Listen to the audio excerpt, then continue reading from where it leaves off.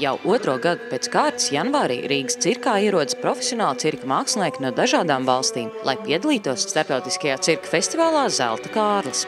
Šogad mums bija ļoti liela atlase. Mums bija vairākās jau virs 100 pieteikumu, no kuriem mēs 30 atlasījām. Tos, kas mums ir atbilstoši tam, kā mēs gribam redzēt, ko mūsu skatītājs grib redzēt. Un rezultātā mums ir mākslinieki no gan arī 10 valstīm. Mums ir Krievija, Ukraina, Polija, Lietuva, Anglija, Portugāli, Šveice, Zviedrija, Latvija arī, protams. Ja. Mākslinieki ir dažādos žanros, ir gaisvingrotāji, ir klauni, ir akrabāti, ir spēka akrabāti, ir dažādi ekvilibristi. Tas ir tas sarežģītākais, kas vispār ir, jo cirki jau ir ļoti grūti žūrēt un ļoti grūti ir vērtēt, ar ko šis klauns ir labāks vai sliktāks, vai par šo žonglieri, ar ko šis gaisvingrotājs ir labāks par šo spēka akrabāti, spēka veci, kas tur pansloki. Ja.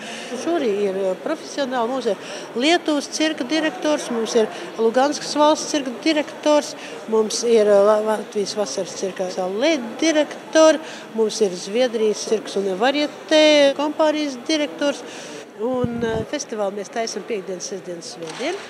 Piekdien un sestdien kopā 3 izrādes. Piekdienas vakarā 6 ir atklāšanas izrāde, sestdien 2 izrādes 12 un 4.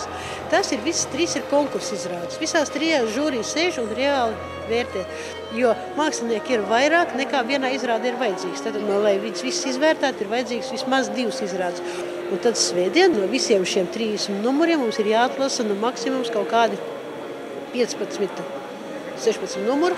Ja, kurus, tā teikt, vienā izrādē var parādīt kopā. No Krievijas atbraukušais mākslinieks Sergejs Sokolovs festivālā piedalīsies ar dažādiem ekstremāliem spēku un veiklības numuriem, piemēram, žonglējot ar motorzāģiem, cirvjiem vai zobeniem. 15 лет отработав в жанре клоунада. Es 15 gadus nostrādāju klaunādas žanrā un sagribējās pamēģināt kaut ko citu, kaut ko pilnīgi pretēju. Un tā kā Dievs tas kungs ir mani apveltījis ar spēku, vajadzēja kaut kur to likt.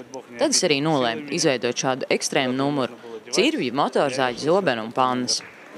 Ekstremāļi tavары, benzopilы, мечи, сковородки.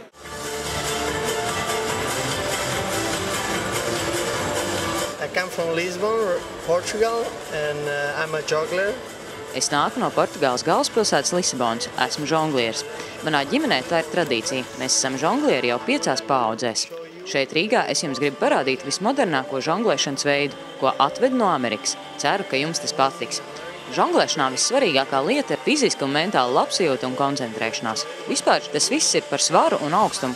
Līdzīgi kā matemātikā, man ir jāizsver priekšmetu smagums un attiecīgi augstums, kādā to metu. Jo augstāk met, jo vairāk laika ir, kamēr tas nokrīt lejā. Ja gribu žonglēt ātrāk, man priekšmeti jāmet zemāk. Jūs varat pamēģināt mājās ar olām. Ja olas saplīsīs, varēsiet uztaisīt omeleti. If you break an egg, you make an omelette.